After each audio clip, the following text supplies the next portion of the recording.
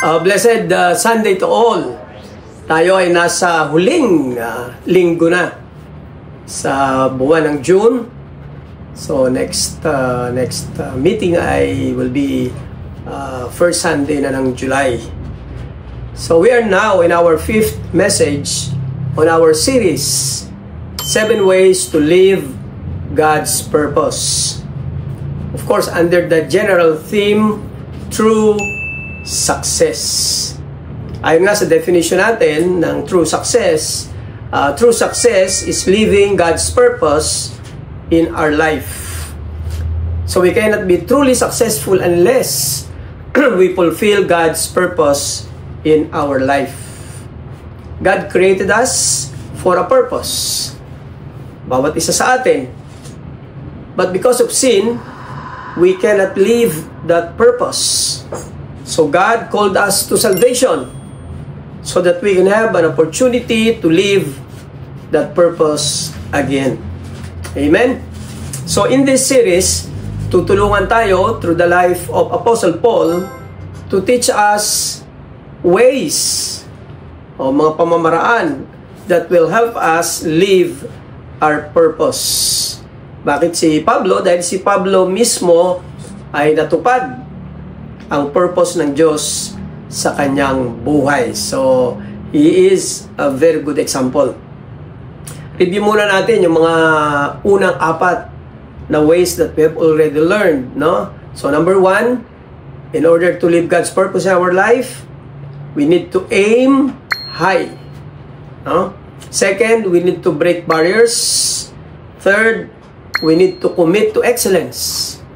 At last time, na pinag-usapan natin ang topic na ito, sabi nga natin, pinakamahalaga ito, no? We need to depend on Christ. So our study of the 5th winning way, or to start our study of the 5th winning way, allow me to read our key passage. Sa 1 Timothy chapter 4, 7 to 8. Sabi rito, no?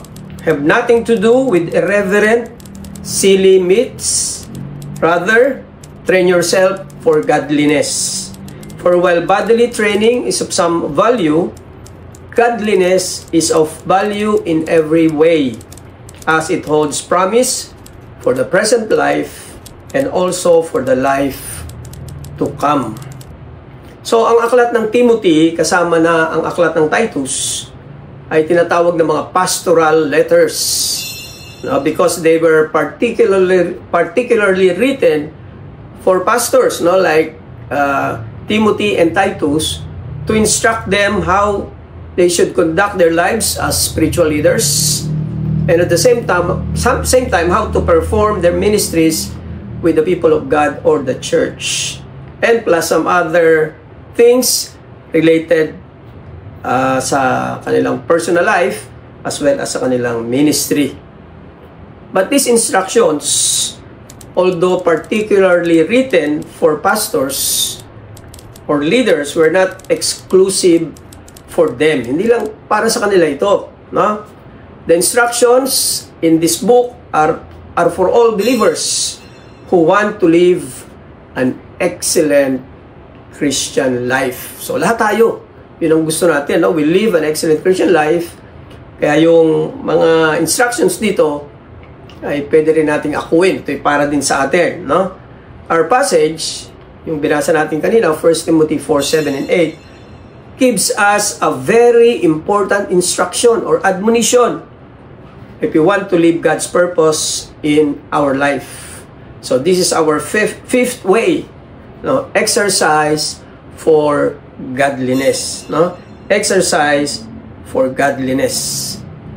Sa ibang version ng Bible, particularly ang King James Version, instead na ginamit yung salitang train, ang ginamit ay yung salitang exercise.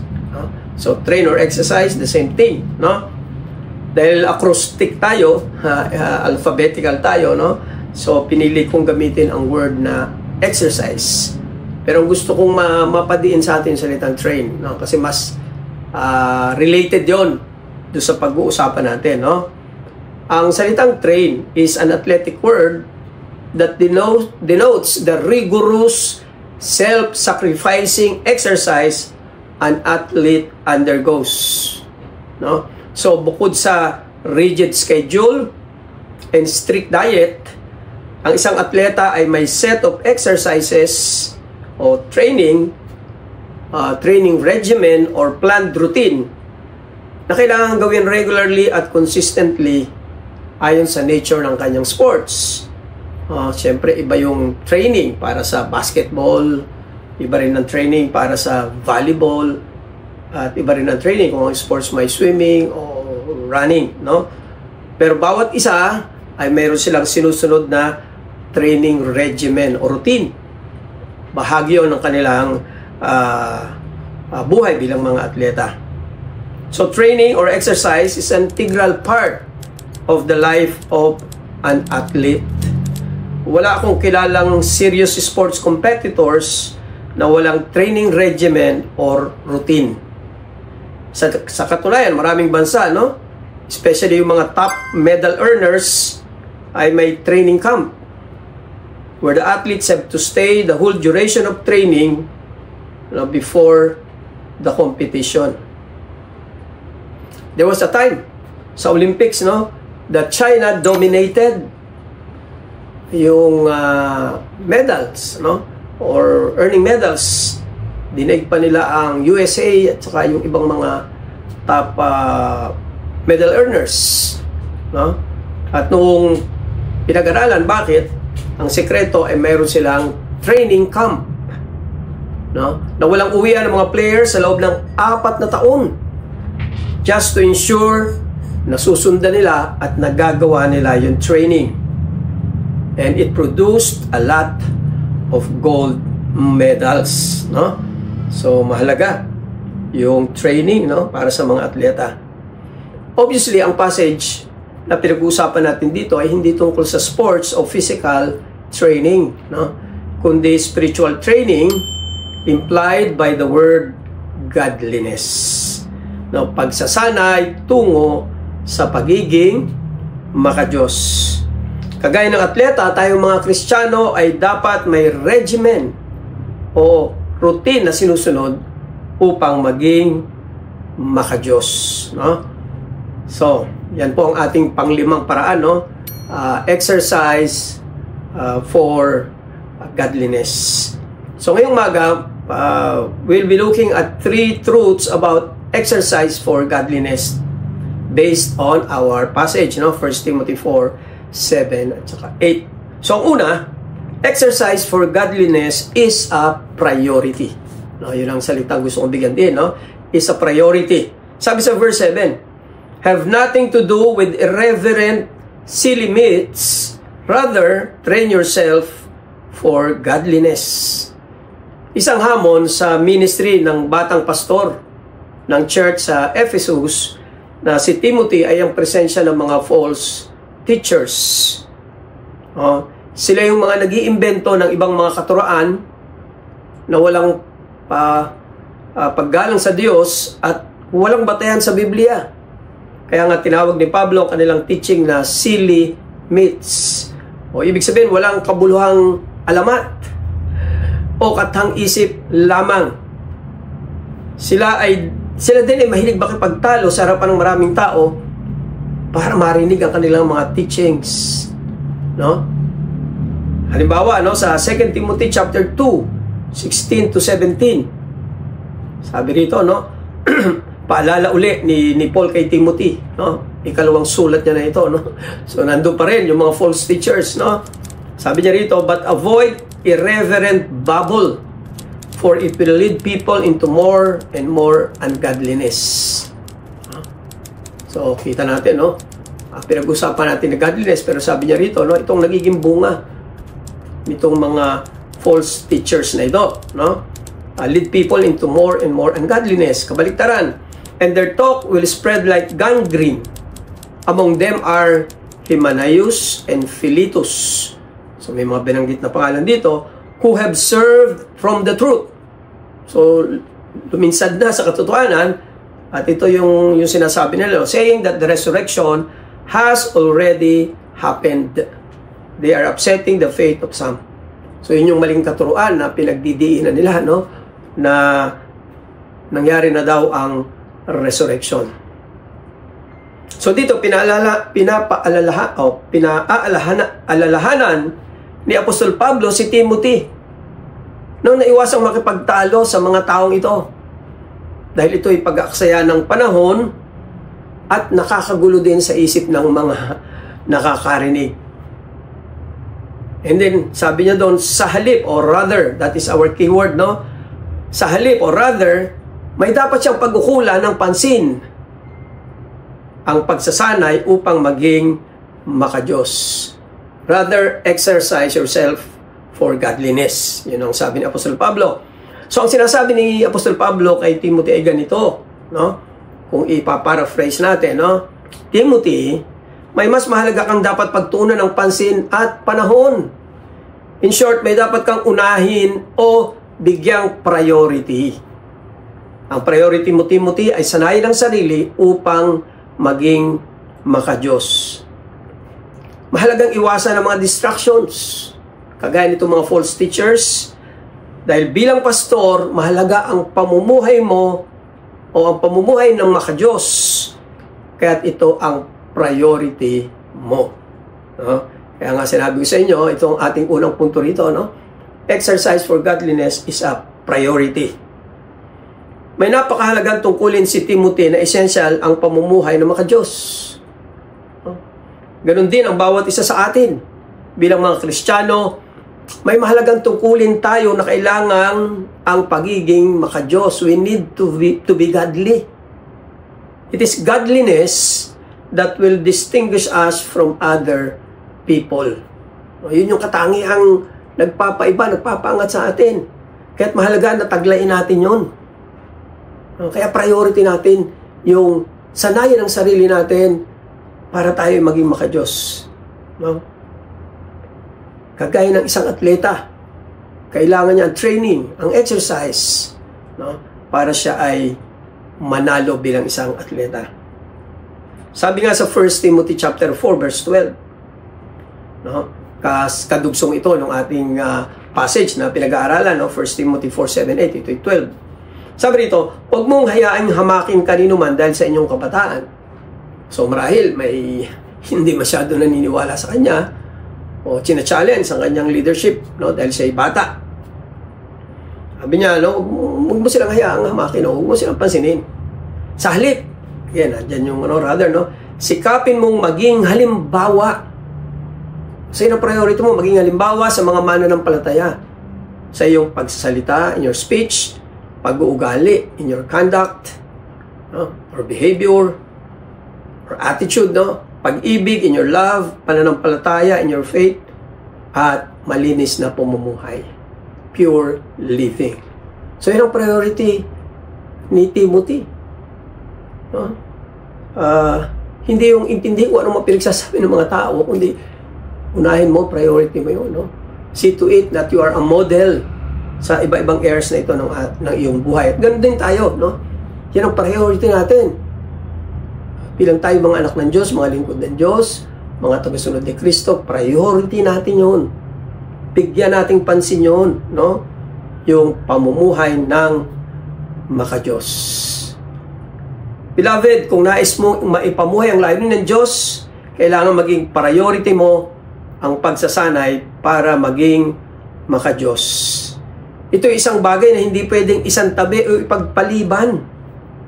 Sa Christian life, napakaraming distractions. No, nahihilahin tayo sa iba-ibang direksyon.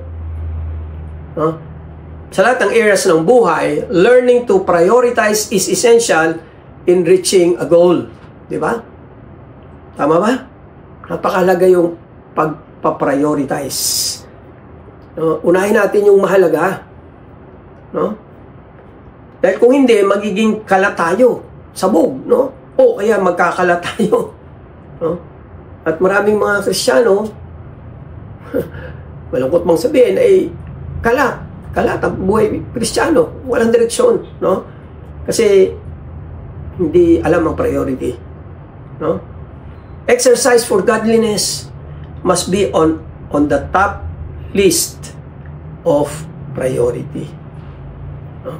Araw-araw, dapat conscious tayo na goal natin na maging maka-Diyos, na ginagawa natin ang mga kailangan upang maabot ito. No?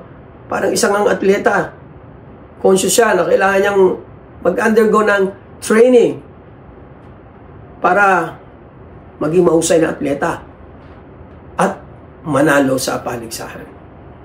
So, anong challenge natin dito, no? Ito, no? To exercise myself for godliness must be my priority in life. Kapatid, bahagi ba ng priority ng buhay mo? Yung ikaw ay makapamuhay ng maka-Diyos? Yung ba'y kasama ng plano mo na araw-araw you are moving towards that direction of being godly. No?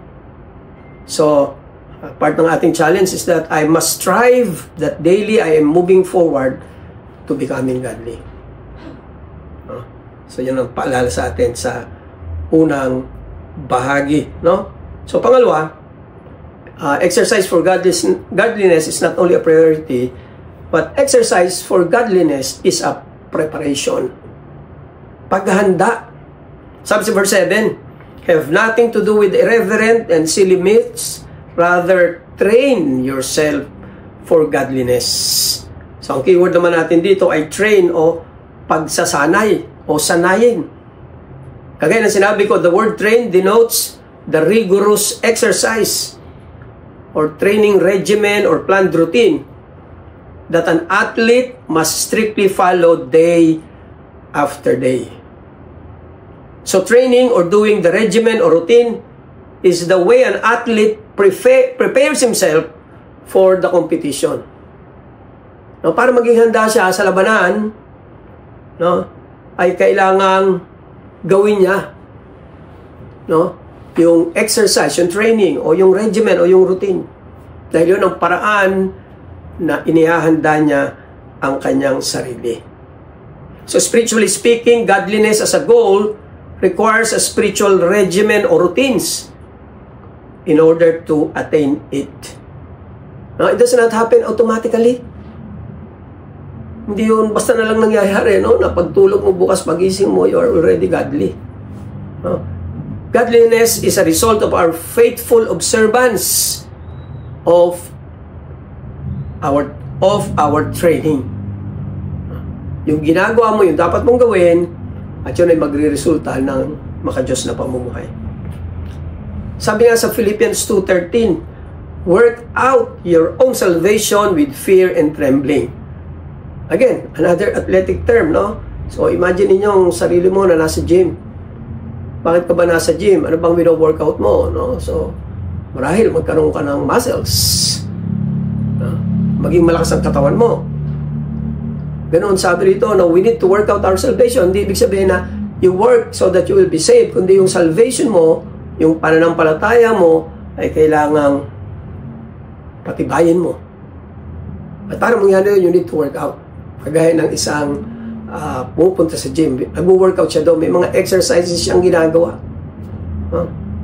Diba? Usually may mga coaches siya, tinuturo sa'yo kung ano ang mga dapat mong gawin para ma-develop o mangyari kung ano yung gusto mong mangyari sa katawan mo. No? Ang salitang godliness ay galing sa Greek word na eusebia. No? Yan ang ibig sabihin ng salitang no? Eusebia. Kumbaga sa pangalan nito, Eusebio kung lalaki, no?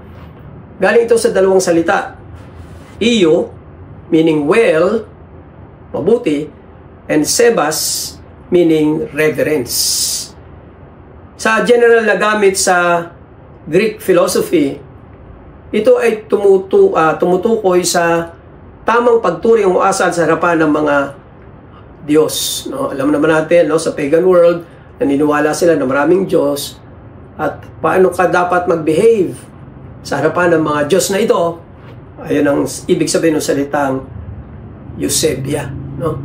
Yung proper decorum sa harapan ng mga Diyos na ito. So nang gamitin naman ito sa New Testament, sa context ng ating spiritual life, ito naman ay tumutukoy dun sa isang tunay, buhay at spiritual na relasyon sa Diyos. Yun ang ibig sabihin ng godliness, ano? Yung may tunay kang relasyon sa Diyos, no? In contrast do sa practice ng religion na panlabas lamang o pakitang tao. Sabi nga sa 2 Timothy 3 verse 5, no? Having the appearance of godliness but denying its power, avoid such people. So, maraming tao nagpapanggap ng mga Diyos, no? Pero wala namang katotohanan, wala namang power sa kanilang buhay. Sabi niya ni Paul kay Timothy, iwasan mo mga tao ito. Ito na yung mga false teachers, no? Ang tao, ito yung kanilang standards of godliness, ano? Minsan, kahit sa loob ng church, dito natin sinusukat kung ang isang kapatid sa Panginoon ay godly o maka-Diyos, no? Una ay activities. Pag active sa gawain, godly, no? Hindi ko naman sinasabi na pag active hindi godly, no? Pero isa yun, no? Yung iba naman ay abilities. Maraming kakayahan sa paglilingkod. So, godly. Yung iba naman ay aptitude. Maraming alam sa Biblia. Godly. Attitude. Mas masayahin o mapagbigay. Godly. Yung iba naman ay action. No? Mas pinang pagkilos. Mas godly. No? At yung mga medyo magaspang ng konti ay hindi. No? O panghuli ay sa appearance. No? Mas formal magdamit, mas godly. No? Hindi natin maiwasan. Hindi ko sinasabi na kung mayroong mga ganitong katangian na hindi godly, ano? Pero ito yung ating pamantayan. Kasi ito lang yung ating nakikita.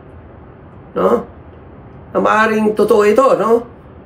Pero ang tunay na godliness, ang tunay na pagiging maka-Diyos, ay hindi makikita sa labas, o sa panlabas, kundi sa loob. Kagaya ng mga false teachers, no? Kung titingnan mo, panlabas, maka-Diyos sila, no? Pero sa totoo lang naman hindi. So, ang godliness ay ginagamit sa context ng isang tunay na relasyon sa Diyos na nakikita sa pamumuhay ng tama. Yun ang una, nakikita sa pamumuhay ng tama at nakalulugod sa Diyos. No? Nabatay sa kaugnayan kay Kristo at ayon sa katotohanan na inihayag ng Diyos sa Biblia. Yun ang tunay na batayan ng pagiging maka-Diyos. No? Kung i-describe ko ang godly person, no? Gagamitin ko yung acrostic na godly. Ito ang definition ko ng godly person. No? Una, God-centered life. Buhay na nakasentro sa Diyos. Buhay na umiikot sa Diyos. Hindi umiikot sa kanyang sarili. No? Ang laman ng kanyang isip ay Diyos. Ang buka ng kanyang bibig ay Diyos. Ang mga pagnanais niya ay maka-Diyos. No? So, God-centered life, yun ang sa akin, no? Para masabi mong maka-Diyos. Na makikita ang dalawang katangian, ano? Characterized by being obedient to His Word. Yun ang manifestation, no? Sumusunod sa salita ng Diyos at devoted to His will. Yun, na talagang hindi siya ang masusunod, no? Kundi kung anong kalooban ng Panginoon. Yun ang sa tingin ko'y katangian ng God-centered life, no? Na ang motivation niya, ang dahilan niya, bakit niya ginagawa yun, is love for God, dahil mahal niya ang Diyos, at yearning to glorify Him. Gusto niyang maluwalhati ang Panginoon. So, a godly person is a person who has God-centered life, characterized by being obedient to His Word and devoted to His will, motivated by love for God, and yearning to glorify Him. So, yun ang godly person, no? Siguro, ang naisip ko ngayon, no? Halimbawa dyan ay si Daniel. Si Daniel ng Old Testament, no? Sila yung mga piniling kabataan na matikas, na lakas, gwapo, no? Na dinala ng mga Babylonians doon from Jerusalem, dinala sa Babylon, na planong sila ay gawing gawing mga Babylonians, no? Sa isip, sa salita, no? Sa itsura. Kaya nga unang ginawa sa kanila, pinalitan ng kanilang mga pangalan. At 2 beses nakita natin, no? Na si Daniel ay isang godly person. Na ang buhay niya ay umiikot sa Diyos, hindi sa kanyang sarili, no? So una, nang sila ay pakakainin, no? Yung sila ay naging mga piling estudyante, kailangan nila kumain ng menu ng hari, dahil iniisip nila na kung ang kakain nila ay pagkain ng hari, so sila ay magiging mga malusog, matalino, malakas. Pero alam ni Daniel, kasama ng kanyang 3 kaibigan dito, hindi yun ang tamang pagkain. Bawal sa kanila yon. At nanindigan siya. At ang favor ng God nasa kanya, pinayagan sila na kumain lang ng gulay at tubig. And after some time, ano nangyari? No? Sila yung naging malalakas, matatalino, sa lahat ng mga kabataan o mga estudyante. No? Pangalawa ay dahil walang matagpo ang kapintasan kay Daniel, so itong mga naiinggit ay inudyukan ng hari na gumawa ng isang batas. Sa loob ng 30 araw, walang pwedeng manalangin, magpetisyon kahit kanino maliban sa hari. At kung may lalabag dito, itatapon sa lions den.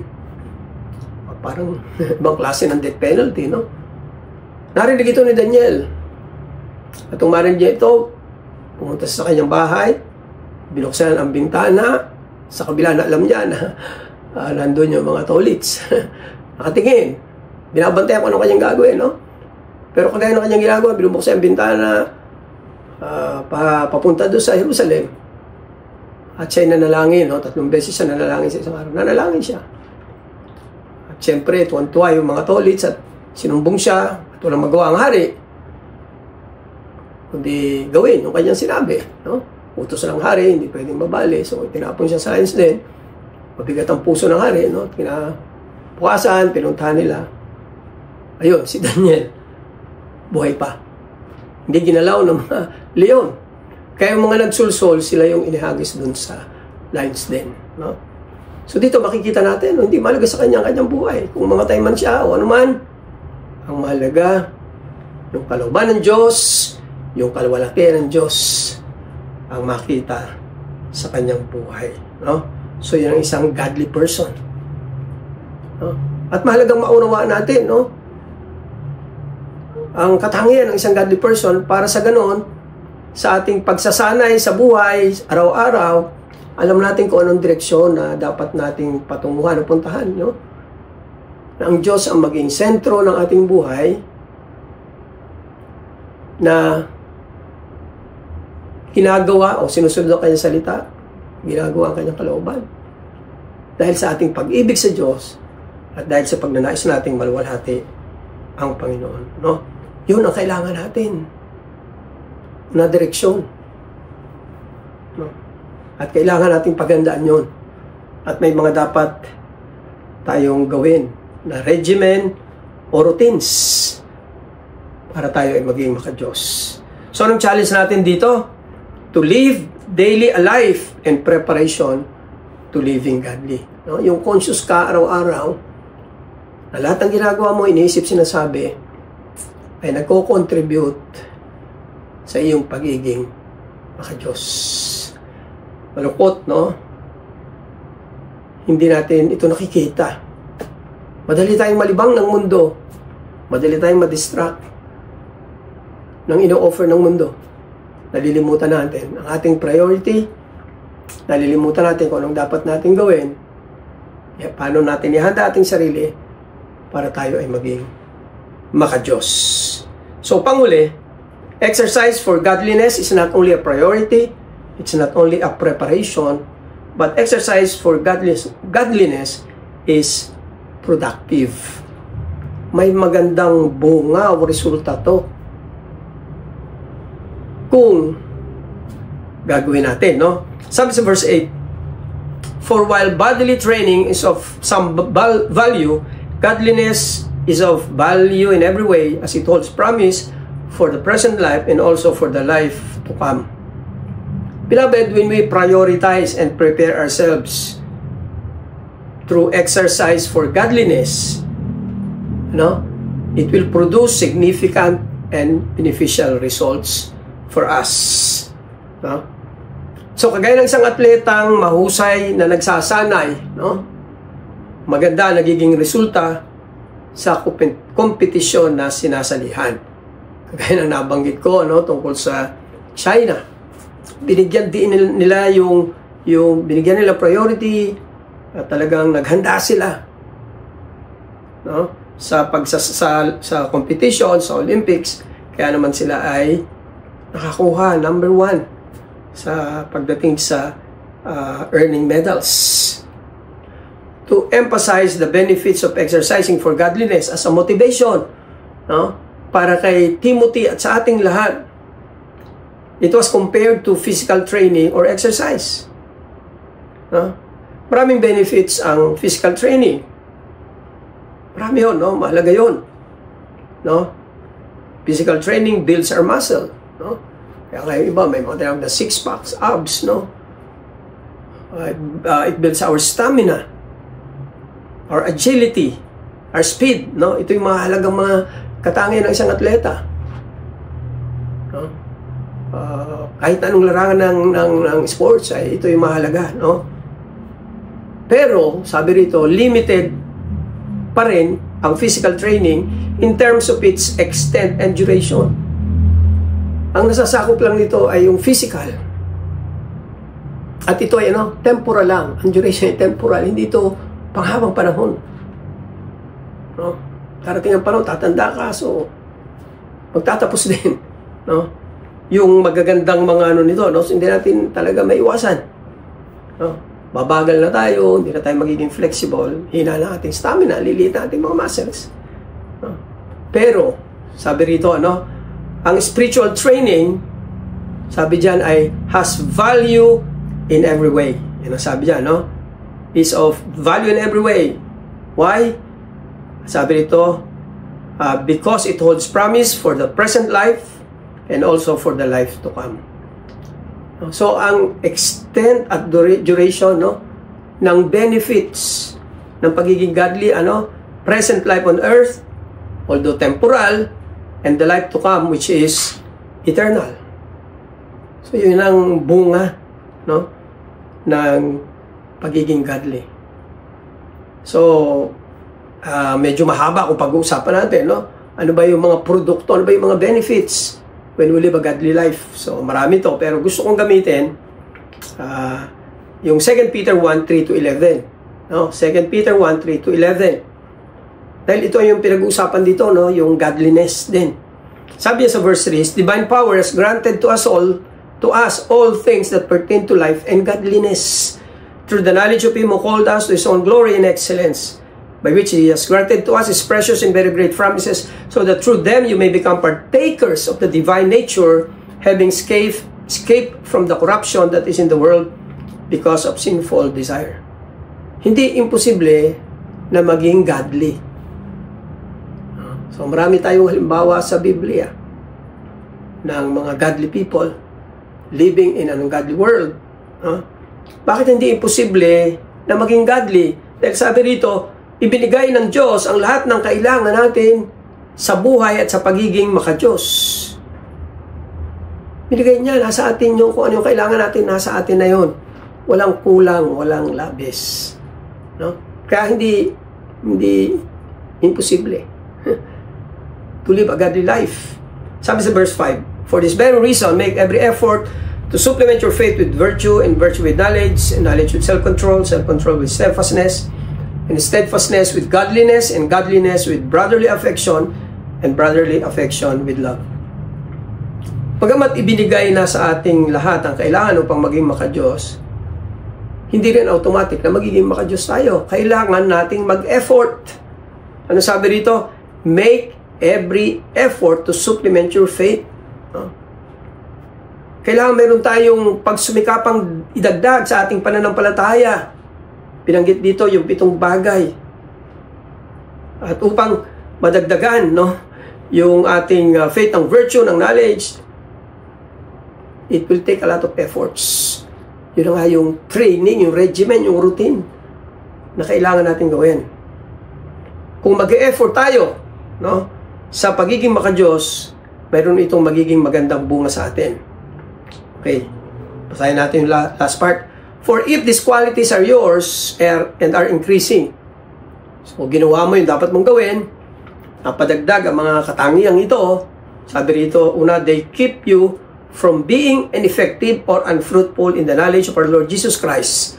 For whoever lacks these qualities is so nearsighted that he is blind, having forgotten that he was cleansed from his former sins. Verse 10.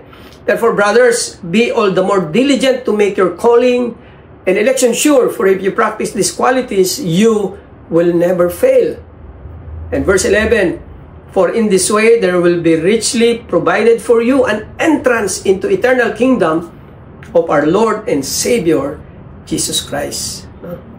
There will be a grand welcoming entrance natin into the eternal kingdom of our Lord and Savior, Jesus Christ.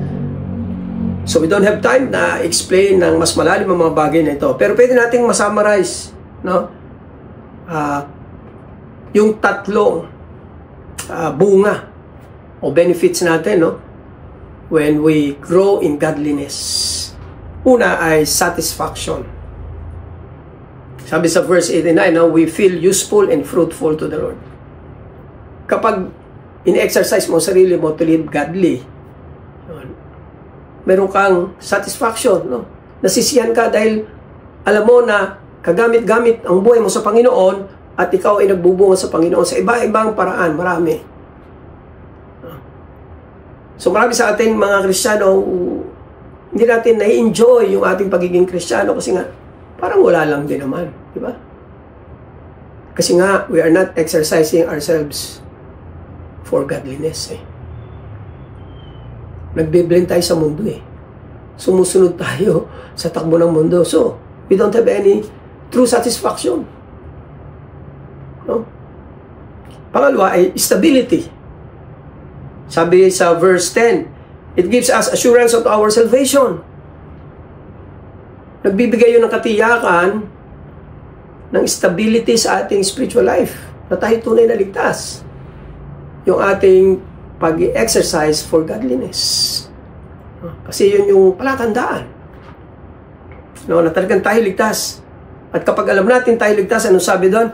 It will keep us from stumbling and falling away from the Lord. Yung mga pagdududa, ako ba'y ligtas? Tunay ba ako Kristiyano? No? Yun ang mga magdadala sa atin sa pagbagsak sa panghihina, Kaya maraming mga Kristiyano din ay kung tunay, ay backsliding. Kung di ba backsliding, lukewarm, maligam-gam. Dahil hindi nila sinasanay ang kanilang sarili para sa buhay ng maka-Diyos. So, hindi lang satisfaction, hindi lang stability, security. Sabi dito, in the future, the Lord will welcome us into His eternal kingdom where we will dwell with Him in indescribable blessedness forever. Mayroon tayong katiyakan na kung talagang tayo ligtas, meron tayong future sa langit. At hindi lang future sa langit, no? Kung tayo namumuhay ng maka-Diyos, meron tayong grand entrance, grand welcome doon sa langit. Di ko alam o may describe kung ano yun, no? But it is something that will be blessed. We'll experience, sabi nga nito, indescribable blessedness. Kaligayahan hindi natin kayang maunawaan. No? So, beloved in the Lord, I encourage you na prioritize natin ang ating exercise for godliness. I-consider natin to ang preparation natin para tayo ay maging godly. At i-encourage natin ang ating sarili sa magiging bunga nito, no? Sa ating buhay, satisfaction, stability, and security. So, kulang ang oras para pag-usapan talaga ito, no? Pero very briefly, sagutin natin yung tanong, how do we exercise ourselves for godliness? So, ano ba yung regimen? Ano ba yung routine para makapamuhay ako ng godly? So, bigay ko yung general, no? So, we need to follow a regimen or routine that will help you to be godly. So may mga gagawin ka araw-araw, no? Na magko-contribute sa iyong pagiging maka-Diyos. So, mahalaga, no? You develop spiritual disciplines and habits. Spiritual disciplines and habits. So, habit, ibig sabihin yung kailangan meron kang gawin palagi as part of your lifestyle. Araw-araw. No? So that you will move forward to godliness. Ano? Anong mga kasama rito? Una, Bible meditation or quiet time. Kaya nga, we always encourage you. So, kung nalilimutan natin, bukas, ano, we see to it na every day meron tayong quiet time, no? We read a portion of the Bible, we reflect, we get the lesson na we can apply to our lives, and then we apply it.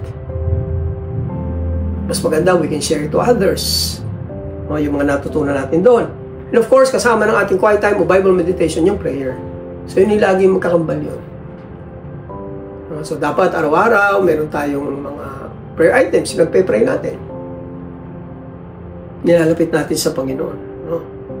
So, yun ang part ng ating spiritual discipline. No? Quiet time and prayer. So, meron ba tayo doon?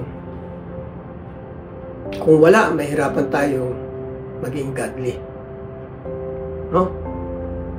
Kasama rito yung pag-attend sa church o mga fellowship. No? So, mahalaga ito.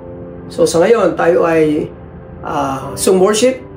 So, pwede rin tayong umattend, kagaya ng ginagawa natin, no? We're praying by next year probably, ma-resume na uli natin ang ating face-to-face. Pero, tuloy-tuloy pa rin itong ating Zoom worship. Dahil marami rin namang hindi pwedeng mag-attend, lalo na yung nasa ibang bansa o malayo, no? Na pwede rin nating makasama sa ating pagsamba sa Panginoon. No? Pag-join sa mga fellowship, isa kinatatamaran natin ng mga fellowship. Ay, sa bahay na lang ako, ito na lang gagawin ko. No? Mahalaga yon kung gusto natin ng godly living. Mag-join sa teaching and training. Kung mayroong mga pagtuturo, pagsasanay sa loob ng church, mag-join tayo. No, kailangan natin yon. Participating in ministry and missions of the church. So makilahok tayo sa mga gawain, sa paglilingkod. At kung mayroon tayong mga outreach or outreaches, community outreach, no? Sumali tayo, sumama tayo. So, we're praying na marahil hindi pa tayo handa para magkaroon ng kids outreach. So, we're still praying sa tamang panahon. Na makapag-start tayo ng kids outreach o gawain sa ibang lugar. So, sumali tayo dito sa mga bagay na ito, no? At addition to that, kailangan sa bawat desisyong gagawin natin, pipiliin natin ang sumunod sa salita ng Panginoon. Araw-araw yan, no? We'll be confronted with many decisions. At sana we'll always end up choosing to follow the Word of God. So when we do or follow these practices, itong mga nabanggit ko na ito, na spiritual disciplines and habits, lalalim ang ating relasyon sa Diyos, lalago tayo sa ating pananampalataya, madaragdagan ang ating pag-ibig sa mga kapatid at sa ating kapwa. At lahat ito, magsasama-sama, magko-contribute. Parang isang pagkain. Magsasama-sama para tayo makapamuhay ng maka-Diyos. Tayo manalangin. Ama, salamat po sa inyong paalala sa amin. Tunay po, gusto namin maging matagumpay, pero yung tunay na tagumpay. At ito'y mangyayari lamang kung yung purpose mo sa buhay namin ay ma-accomplish namin. Pero kaming universal purpose, gawain ng lahat ito, pero meron din kaming unique purpose. At nawa po magampanan namin ang mga bagay na ito, Lord. So, nakita namin sa aming pag-aaral, kailangan po namin to exercise for godliness, to train ourselves towards godliness. May mga dapat gawin, nawa po tulungan mo kami. Ma-develop po namin ang spiritual disciplines and habits. Part po ng training namin para po kami maging godly. Salamat po sa inyong paalala. In Jesus' name we pray. Amen and amen.